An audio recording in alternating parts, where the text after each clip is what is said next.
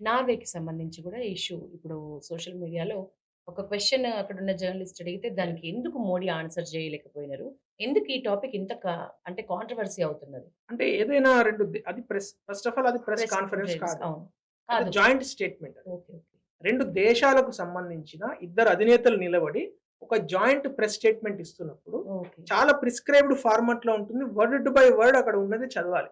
మనం అది press conference కానప్పుడు జర్నలిస్ట్‌లకి ఇంత విరివిగా క్వెషన్ అడిగే వెసులుబాటు ఎందుకున్నట్లు? అది ఆ జాయింట్ స్టేట్మెంట్ మనము ఒక 10 ఇప్పుడు మనం నార్వేతో మాట్లాడుతున్నాం కదా! హ్మ్. నార్వేతో ఏవైతే ఒప్పందాలు జరిగినాయో, ఆ ఒప్పందాలను చదివినప్పుడు దాదాపు 17 ఎంఓయూస్ అయినాయి. ఓకే. ఈ 17 ఎంఓయూస్ లైన్‌గా చదివినప్పుడు దాని రిలేటెడ్ గాకుండా అన్‌రిలేటెడ్‌గా ఏది పడితే అది అడిగితే నేచురల్లీ అది ఆన్సర్ చేయాల్సిన ఫోరమ్ కాదు. ఓకే. మనమే గాదు ఏ కంట్రీ ఇప్పుడు మన suppose Putin and India, okay. Russia, India ఒక జాయింట్ ప్రెస్ కాన్ఫరెన్స్ ఉంది. జరుగుతున్నదనుకోండి. హ్మ్. అప్పుడు గూడా అంతే. ఏ కంట్రీలోనైనా అంతే. నార్వే అని గాదు. ఏ 2 దేశాలకు సంబంధించిన జాయింట్ ప్రెస్ స్టేట్మెంట్ దాని పేరే జాయింట్ ప్రెస్ స్టేట్మెంట్. సో, వీళ్ళకు తోచింది వీళ్ళు మాట్లాడినా ఈ దేశానికి ఇబ్బంది. ఈ దేశం ఏది మాట్లాడినా ఆ దేశంకి ఇబ్బంది గదా! ఓకే. ఇద్దరు దేశాధినేతలు వాళ్ళ దేశాలకు సంబంధించిన కోట్ల మంది జీవితాలకు సంబంధించిన కొన్ని ఒప్పందాలను హ్మ్. పద్ధతి ప్రకారం వర్డ్ బై వర్డ్ ఎందుకంటే ఒక చిన్న వర్డ్ అవును. అటు అటు ఇటు ఇటు అయినా అయినా గూడా కూడా. అవును. మేడం ఇప్పుడు మనం ఒక చిన్న ఇంటికి సంబంధించిన అగ్రీమెంట్‌ను ఒకటికి 10 సార్లు చెక్ చేసుకుంటాం. ఖచ్చితంగా. 2 దేశాల మధ్య ఒప్పందాలు జరుగుతున్నప్పుడు, అనేక కంపెనీలు దానిలో ఇన్వాల్వ్ అయితున్నప్పుడు, కోట్ల మంది జీవితాలు దాంతో ముడిపడి ఉన్నప్పుడు, ఒక చిన్న వర్డ్ గూడా మిస్టేక్‌గా ప్రొనౌన్స్ అయినా, లేకుంటే ఏదైనా అవును. అయినా ఎన్నో ప్రమాదాలు జరుగుతాయి. అందు గురించి అది దట్స్ నాట్ ఎ ఫోరమ్. హ్మ్. ప్లస్ మోడీ గారు అనేక సందర్భాలలో ఇట్లా పాడ్‌కాస్ట్‌లు గావచ్చు, 5, 6 జర్నలిస్ట్‌తో మాట్లాడడం గావచ్చు, ఎన్నో క్వెషన్స్ తీసుకున్నారు. ఆయన ఏ స్థాయిలో క్వెషన్స్ తీసుకున్నారంటే, హ్మ్. అసలు మీరు చావుకు భయపడతారా? అవును. ఇట్లాంటి పర్సనల్ లెవెల్ క్వెషన్స్ అవును. గూడా వారు ఆన్సర్ జేశారు. చేశారు. వారు ఆన్సర్ జేయడానికి వారు దాచుకునేదేంది? వారు వారి గురించి తెలవందేంది? వారు భయపడేది దేనికి? తప్పు గదా! ఎవరైతే ఆ జర్నలిస్ట్ ఉన్నారో సరే ఆ తర్వాత కార్టూన్ గూడా అదే ఒక పెట్రోల్ పామును పంప్‌ని కరెక్ట్. పాముగా కరెక్ట్. పెట్టి, కరెక్ట్. పాము ఊదు అదే అది పాములు ఊదే వ్యక్తి అదే. చేతిలో ఉన్నట్లు అది పెట్టి పుంగి ఆ! అంటారు. పుంగి. అవును. ఆ పుంగి ప్రధాని పట్టుకున్నట్టు ముఖ్యంగా అక్కడ ఒక విసుగు తెప్పించే ఒక తెలివైన వ్యక్తిగా ఆ కార్టూన్ ప్రచురితం అవ్వటం, ఆ కార్టూన్‌కి సంబంధించి గాని, ఆ పేపర్‌కి సంబంధించి గాని, మీరు ఒకవేళ మీరే డైరెక్ట్ కౌంటర్ ఇవ్వాలంటే ఏం జెప్తారు? అట్లా పోల్చటాన్ని గాని? అంటే ఒకటి నేను ఒక విషయం జెప్తాను. అది మోడీయా ఇంకొకళ్ళా అనేది కాదు. ఏ దేశ అధినేత అయినా సరే అటువంటిది చేయడం తప్పు. ఎందుకంటే ఇప్పుడు మన దేశానికి సపోజు వేరే దేశం నుంచి ఒక అధినేత వస్తారు. వచ్చారనుకోండి. మనం గౌరవిస్తాం. అతిథి ఖచ్చితంగా. దేవోభవ అవును. అంటాం. రైట్? అవును. ఆ వ్యక్తి గురించి మనం ఇక్కడ కార్టూన్స్ చేయడము, ఆ వ్యక్తి మనకు నచ్చకపోవచ్చు for various reasons. But despite that నీ పర్సనల్ ఒపీనియన్ నీ దగ్గర పెట్టుకోవాలి. ఎందుకు? ఎందుకంటే ఆ దేశ వేరే దేశానికి సంబంధించిన అధినేత మీ దేశానికి అతిథిగా అతిథిగా వస్తున్నాడు. వచ్చిండ్రు. మన దేశానికి ఒసామా బిన్ లాడెన్ అంటున్నా ఎగ్జాంపుల్. హ్మ్. ఒసామా బిన్ లాడెన్ తాలిబాన్ గెలిచింది. ఇప్పుడు తాలిబానే యాక్చువల్‌గా ఆఫ్ఘనిస్తాన్‌ను పాలిస్తున్నది. ఏలుతుంది. ఒసామా బిన్ లాడెన్ శిష్యులే అక్కడ అందరూ ఫైనాన్స్ మినిస్టరు, అవును. ఉంటారు. హోమ్ మినిస్టర్ వాళ్ళందరూ ఉంటారు. రైట్? వాళ్ళంటే మనకిష్టం ఉండకపోవచ్చు. అస్సలుండదు. ఉండదు. హ్మ్. వాళ్ళొచ్చినా గూడా తాలిబాన్ అధినేత రేపు ఆఫ్ఘనిస్తాన్ ప్రెసిడెంట్ లేకుంటే ఆఫ్ఘనిస్తాన్ ప్రైమ్ మినిస్టరో లేకుంటే ఆఫ్ఘనిస్తాన్‌కు సంబంధించిన ఏదైనా మినిస్టర్ వచ్చినా గూడా యూ హావ్ టు రెస్పెక్ట్. అది మన అతిథి దేవోభవ యొక్క ప్రిన్సిపల్. రైట్? ఎందుకు? ఆడప్పుడు తాలిబాన్ బాంబులేసిండు గాబట్టి నేనిప్పుడు వాడిని చంపుతా లేకుంటే కొడతా అంటే that's not the way world functions. Right? రెండోది మీకొక రెండో ఎగ్జాంపుల్ చెప్తా. ఇరాన్, ఇజ్రాయెల్ వార్ నడుస్తున్నది. అవును. భారతదేశంలో మన ఢిల్లీలో ఒక ఈవెంట్‌కు Iran foreign minister, Israel foreign minister ఒకటే రోజు, ఒకటే ఫోరమ్‌లో ఉన్నారు. మరి వాళ్ళు కొట్టుకోవాలా అక్కడ గల్లాలు పట్టుకొని? అవును. అట్లా ఉండదు గదా! నచ్చినా, నచ్చకున్నా you have to make your point heard. అంతేగాని మీరు ఒక దేశ అధినేత అది మోడీ గారు గాదు. ఆ ప్లేస్‌లో ఎవరున్నా ఏ ఈవెన్ ప్రధాని ఉన్నా. మన్మోహన్ సింగ్ గారున్నా గూడా మనం ఇదే విధంగా ఇంతే హార్ష్‌గా దాన్ని కండెమ్ చేస్తాం. ఎందుకు?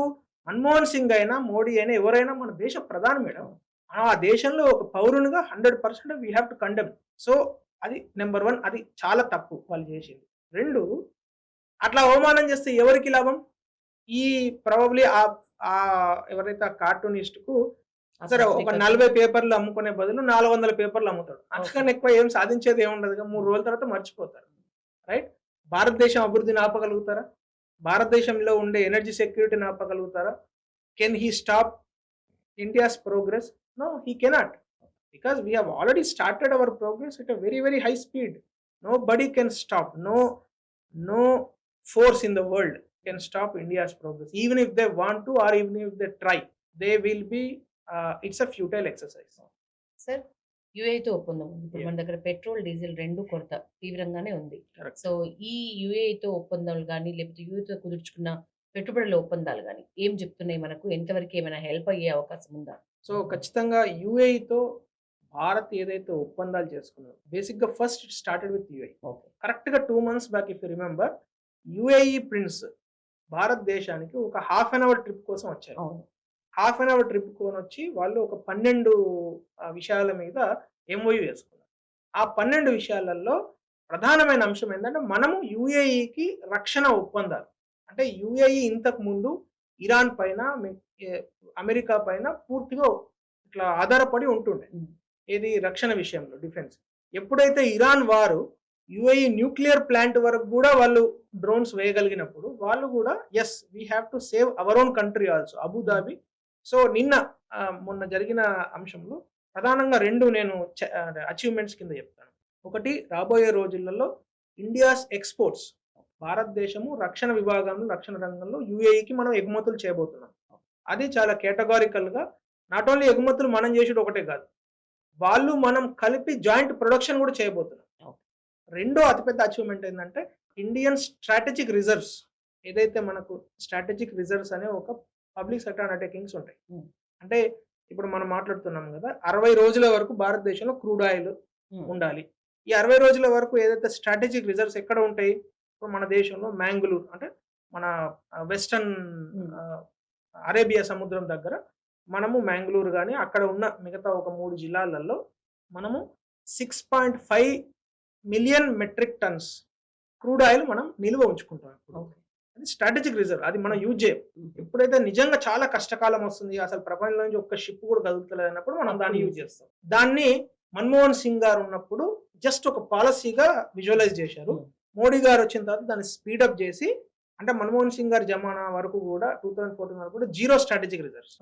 2014లో మోడీ గారు వచ్చిన తర్వాత దాన్ని చాలా స్పీడప్ చేసేసి ఫస్ట్ 2.5, తర్వాత 3.5, తర్వాత 0.5, ఇప్పుడు 6.5 ఉంది. దాన్ని అతి త్వరలో 11.5 మిలియన్ మెట్రిక్ టన్స్. అంటే మన దేశంలో అసలు మొత్తం దేశం చుట్టూ అసలు ఒక్క షిప్ కూడా రాకున్నా కూడా మన ఇండియాలో దాదాపు ఒక 120 days వరకు కూడా ఆయిల్ రిజర్వ్స్ ప్రాబ్లం లేకుండా ఉండడానికి కావలసిన రిజర్వ్స్, స్ట్రాటజిక్ రిజర్వ్. ఆ కంపెనీతో మనం అబుదాబి నేషనల్ ఆయిల్ కార్పొరేషన్తో ఒప్పందాలు చేసుకున్నాం. దాంతో you will have long term LPG connection. మీకు gas pipeline, long term LPG pipeline నుంచి కూడా మీకు తీసుకుంటున్నాం మనం యుఐ నుంచి. ఈ ఐఎంఈసి అని మనం మొదలు మాట్లాడుకున్నాం చూడండి, India middle east Europe economic corridor.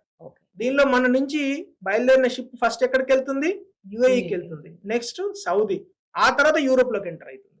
అంటే our first line of immediate friend ఎవరు, UAE. So that's how this strategic partnership works. So మనము ఇంటర్నేషనల్ లాంగ్వేజ్ ఏమంటున్నాం అంటే ఫుల్ ఫ్లెడ్జ్డ్ స్ట్రాటజిక్ పార్ట్నర్షిప్ అని చెప్తున్నాం. సో యుఏఈతో దాదాపు $40 billion వర్త్ ఆఫ్ ఇన్వెస్ట్మెంట్స్ మనం అక్కడి నుంచి మాట్లాడుతున్నాం. ఇమీడియట్లీ వాళ్ళు ఒక $5 billion, అంటే దాదాపు 50,000 కోట్ల రూపాయలు ఇన్వెస్ట్మెంట్ నెక్స్ట్ 2-3 months లోనే చేస్తామని వాళ్ళు మాట ఇచ్చినట్టు మనకు మీడియా తెలుస్తున్నాయి. సో యుఏఈతోని కానీ, నార్వేతోనైనా, నెదర్లాండ్స్తోనైనా, స్వీడన్తోనైనా, ఇటలీతోనైతే $20 billion వాళ్ళు నెక్స్ట్ 4 years లో ఇన్వెస్ట్ చేస్తామని చెప్తున్నారు. సో చాలా క్లియర్ గా 4.5 లక్షల పెట్టుబడులు, 4.5 లక్షల కోట్ల 4 లక్షల కోట్ల పెట్టుబడులు ఈ రోజు భారతదేశానికి 5 దేశాల నుంచి నెక్స్ట్ 4 years లోనే రావడానికి కావాల్సిన అన్ని ఎంఓయూలు, ఒప్పందాలు కుదిరినాయి. సో దాంతో పాటు ఏవైతే మనము భారతదేశంలో ఏవైతే మనం ఓన్లీ దిగుమతుల మీదనే ఆధారపడే సెక్టార్లు ఏవైతే ఉన్నాయో, రంగాలు, ఒకటి ఎనర్జీ అంటే ఆయిల్, దట్ ఆ ప్రాబ్లం లో ఒక మేజర్ ప్రాబ్లం ఈ solved with UAE. 2, AI, artificial intelligence లో ఈరోజు భారతదేశం ప్రపంచంలో ఒక ఫాస్ట్ గా ముందుకెళ్తున్న దేశం ఆర్టిఫిషియల్ ఇంటెలిజెన్స్. సో దానికి ఏం కావాలి, సెమీ కండక్టర్ చిప్స్ కావాలి. ఆ చిప్స్ ఇంతకు ముందు 100% దిగుమతి అవుతుండే, ఈ రోజు మనం ఇక్కడనే తయారు చేసుకోగలుగుతున్నాం. 3, ఎలక్ట్రిక్ వెహికల్స్ కావచ్చు, డేటా సెంటర్స్ లో యూజ్ చేసే చిప్స్ కూడా మనం ఇక్కడనే తయారు చేసుకోబోతున్నాం. 4 హైదరాబాద్. మనం హైదరాబాద్ గురించి కూడా మాట్లాడుకోవాలి కదా. Data centres. ప్రపంచంలో ఎన్నో గ్లోబల్ కేపబిలిటీ సెంటర్స్ భారతదేశంలో దట్టు హైదరాబాద్లో ఎందుకు పెడుతున్నారు? బికాజ్ ఇక్కడ మీకు ఒక మంచి విషయం చెప్పి, ప్రపంచంలో సేఫెస్ట్ సిటీస్ అంటే భూకంపాలకు, తర్వాత సునామీలకు, తర్వాత అగ్ని పర్వతాలకు అత్యంత దూరంగా అంటే ప్రకృతి వైపరీత్యాలు జరగని సిటీస్ లో హైదరాబాద్ టాప్ 10 లో ఉంటుంది ప్రపంచంలో. అటువంటి హైదరాబాద్ లో ఈ రోజు డేటా సెంటర్స్ పెట్టుకోవడం చాలా వ్యూహాత్మకమైన ఒక ఇది. సో అనేక గ్లోబల్ అంటే top companies Facebook, Microsoft, Google ఇట్లాంటి అన్ని కంపెనీలు కూడా హైదరాబాద్ లో డేటా సెంటర్స్ పెడతారు. దానికి కావాల్సిన చిప్స్ మన గుజరాత్ లో కూడా తయారైనాయి అనుకోండి. న్యాచురల్లీ మీ డేటా సెంటర్ పెట్టడానికి సపోజ్ 100 రూపాయలు ఖర్చు అవుతుంది అనుకోండి, మన ఇండియాలోనే చిప్స్ తయారైతే అది 50 రూపాయలన్నా పెట్టే అవకాశం. సో అందు గురించి ఇంకా కంపెనీలు ఎక్కువ ఇండియాలోనే వచ్చి డేటా సెంటర్స్ పెట్టుకునే అవకాశం ఉంది. ఇండియాలో అంటే ఎక్కడ పెడతారు? హైదరాబాద్ లో పెట్టే అవకాశం. సో ఈ రోజు నేను రేవంత్ రెడ్డి గారిని కూడా రిక్వెస్ట్ చేసేది ఏంటంటే, మీరు ఇంకా ప్రొయాక్టివ్ ఉండండి, ఇంకా మీరు డేటా సెంటర్స్ విషయంలో ప్రొయాక్టివ్ ఉండండి. ఎందుకంటే మీరు మొన్న కూడా ఏం చెప్పారు, ఈ ఇండియన్ గ్రోత్ స్టోరీ అంటే వికసిత్ భారత్ కావాలంటే వికసిత్ తెలంగాణ కూడా కావాలి కదా. వికసిత్ తెలంగాణ అయితే వికసిత్ భారత్ అయితే మనం అందరం హ్యాపీగా ఉంటాం. ఓన్లీ వికసిత్ భారత్ అయితే తెలంగాణలో మాత్రం మీరు సరిగ్గా ఏం చేయకుండా లాభం లేదు. సో న్యాచురల్లీ దయచేసి రేవంత్ రెడ్డి గారికి కూడా రిక్వెస్ట్ ఏంటంటే, మీరు కూడా వికసిత్ తెలంగాణ అంటున్నారు కాబట్టి ఈ అవకాశాన్ని అందిపుచ్చుకోండి. ఏ దేశాలకు మోడీ గారు వెళ్ళి ఒప్పందాలు చేసుకున్నారో వెంటనే మీరు ఆ దేశాలకు వెళ్ళండి, ఆ కంపెనీలతో ఇంకా రీనెగోషియేట్ చేయండి, డాటా సెంటర్స్ పెట్టడానికి ఇన్వైట్ చేయండి. ఇక్కడే చిప్స్ కూడా తయారవుతున్నాయి కాబట్టి ఇంకా కంపెనీలను ఇంకా ఇన్సెంటివ్స్ ఇచ్చి, ఎందుకంటే ఇప్పుడు మనం ఏఐ వలన తెలంగాణలో హైదరాబాద్లో కొన్ని జాబ్స్ కోల్పోతున్నామనే ఆందోళన ఉంది కాబట్టి దాన్ని కూడా అడ్రస్ చేయండి. ఇది ఒక మంచి అవకాశం కదా. Right. So in my opinion definitely ఈ 5 వ్యూహాత్మకమైన దేశాలతో ఏవైతే ఒప్పందాలు మోడీ గారు చేసుకొని వచ్చారో, వికసిత్ భారత్ అంటే భారతదేశము 2047 వరకు అభివృద్ధి చెందిన దేశంగా ఉండటానికి ఇది ఒక పెద్ద గొప్ప అడుగు అని భావిస్తాను. Thank you sir. ప్రధాని మోడీ 5 దేశాల పర్యటన మనకు ఏ స్థాయిలో ఉపయోగపడుతుంది, నిజంగా ఈ పర్యటన విషయాల్లో ఈ దేశాలకు సంబంధించి జరిగిన ఒప్పందాల్లో మనం ఆలోచించి మనం నెత్తికెక్కించుకోవాల్సిన అంశాలు ఏంటి అనే విషయంలో మాత్రం చాలా మంచి క్లారిటీ ఇచ్చారు. Thank you for your valuable